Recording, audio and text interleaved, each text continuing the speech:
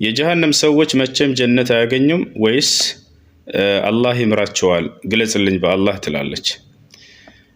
ጀሃነም የሚገቡ ሰዎች ለሁለት ይከፈላሉ። አንደኛ ሙሉ በሙሉ አላህን ክደው ወይንም በእርሱ ላይ ሌላን አማልክት አጋርተው የሞቱ ሰዎች፣ እነዚህ ፈጽሞ ከጀሃነም አይወጡም።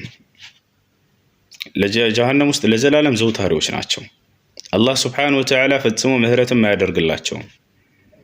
ግልጽ ነው አይደለም? አላህ ሱብሓነሁ ወተዓላ ምህረት እንደማያደርግላቸው ሲገልጽ ምን አለ? ኢነላሃ ላ የግፊሩ አን ዩሽረከ ቢህ፣ አላህ በእርሱ ላይ ያጋራን ሰው ፈጽሞ ምህረት አያደርግለትም ብሏል። እንዲሁም ጀሃነም ውስጥ እንደሚገቡም ሲገልጽ ምን አለ? ወሊለዚነ ከፈሩ ቢረቢሂም ዐዛቡ ጀሃነም ይላል።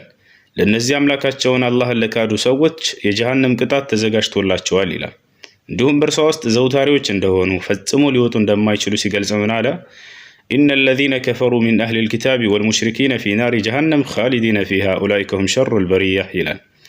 እነዚያ አምላካቸውን አላህን የካዱ ሰዎች አይሁዲዎች፣ ክርስቲያኖች እንዲሁም ሌሎችም አጋሪያኖች ፈጽሞ ከጀሃነም ውስጥ አይወጡም፣ በእርሷ ውስጥ ለዘላለም ዘውታሪዎች ናቸው፣ እርሷ ውስጥ ይገባሉ እያለ ይናገራል።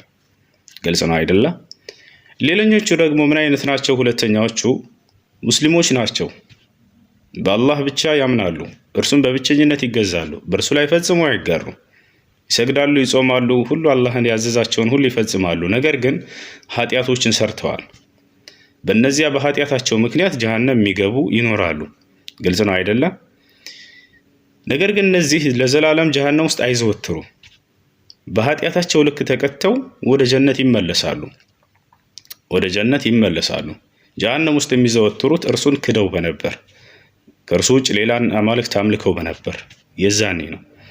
በአላህ ሱብሓነሁ ወተዓላ ላይ ፈጽሞ ስላላጋሩ፣ እርሱን ስላልካዱ፣ እርሱ ያዘዛቸውን ፈጽመዋል፣ የከለከላቸውን ርቀዋል። ነገር ግን አንዳንድ ኃጢአቶችን ፈጽመዋል። በነዛ በኃጢአታቸው ልክ ከፈለገ አላህ ይምርላቸዋል፣ ካልፈለገ ደግሞ በኃጢአታቸው ልክ ይቀጣቸውና ያስወጣቸዋል።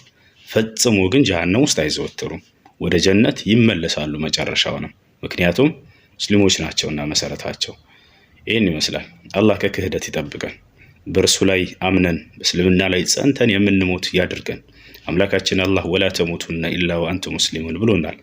አደራ የሰው ልጆች ሙስሊሞች ሆናችሁ እንጂ እንዳትሞቱ፣ ሙስሊሞች ሆናችሁ እንጂ ወደ እኔ እንዳትመጡ ብሎናል። ኢነ ዲነ ዒንደላሂል ኢስላም፣ ከእኔ ዘንድ ትክክለኛ ተቀባይነት ያለው ሃይማኖት እስልምና ብቻ ነው ብሏል። ነጃ የምትወጡት በእርሱ ብቻ ነው ብሎናል። በእርሱ ላይ ጸንተን